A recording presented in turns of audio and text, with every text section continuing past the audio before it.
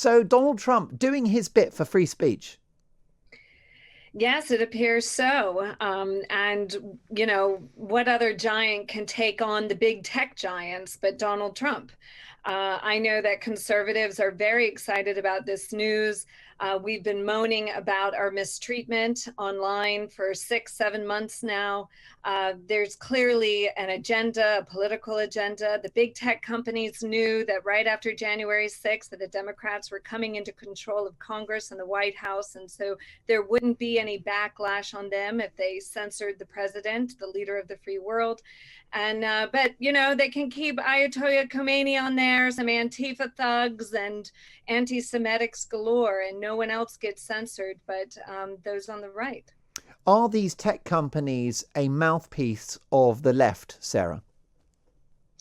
I mean, I think, actions are louder than words, and they are following in line lockstep with the Democrats. They are doing things that the Democrats would love to get away with doing to their political opponents legally, but they can't because of the U.S. Constitution.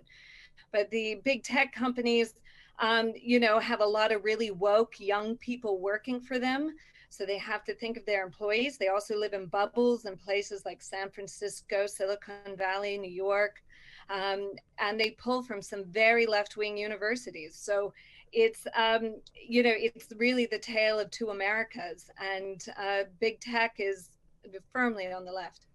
And has the ban from platforms like Twitter diminished Donald Trump's platform, would you say, Sarah?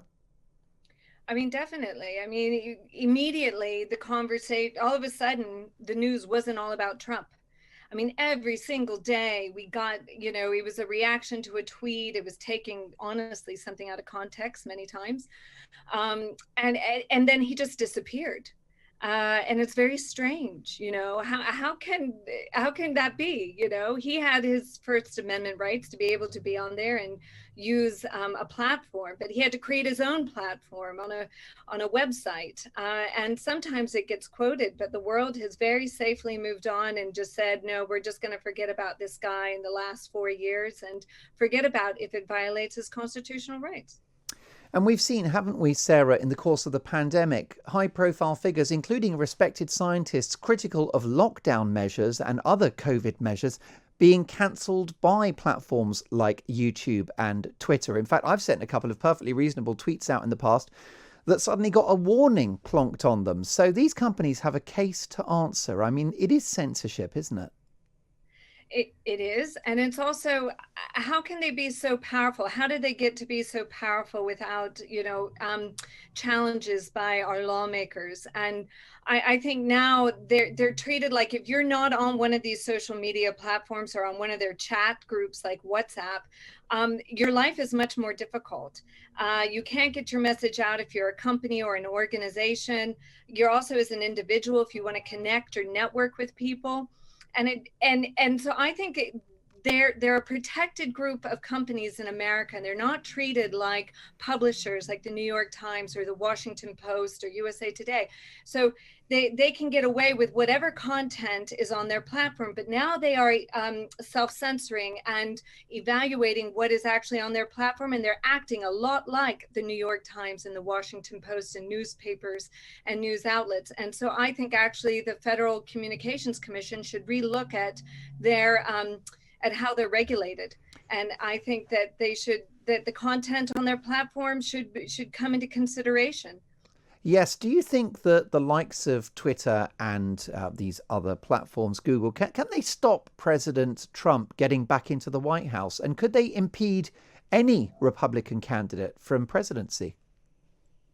I mean, if they get, I mean, I honestly think that the 2020 election was not an even playing field because the media, the free media that America digests, is heavily swayed one way.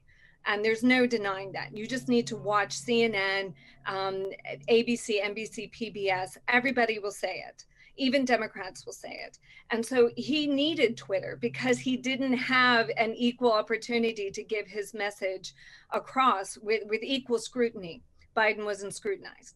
So I think it may have affected the outcome of the 2020 election, and it could affect the outcome for any number of other political elections for Republicans, for conservatives, especially for Republicans who embrace the America First agenda and the Trump agenda and the policies.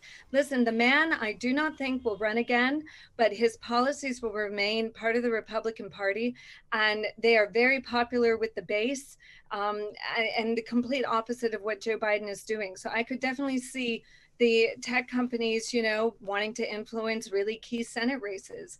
There's only 6 seats away from taking over the House from the Democrats right now. I could see them, wanting to weigh their hand on the scales. So, it's a cause for concern for anybody who prides themselves in freedom of speech and our U.S. Constitution. And of course, I wish the president the best of luck, but we'll see what happens. Great to have you back on the show, Sarah.